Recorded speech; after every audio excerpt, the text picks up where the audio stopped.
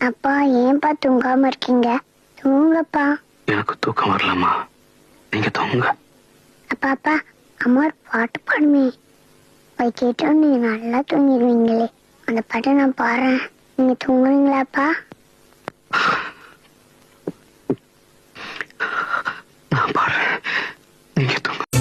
நான் பெற்ற செல்வமே சொந்தம் என்று உன்னை விட்டால் யாரும் இல்லை. நாள்தோறும் அம்மாடி கண்ணீர் சிந்த கண்ணில் இன்னும் நீரும் இல்லை. காயங்கள் காலம் முழுக்க ஆறாதோ,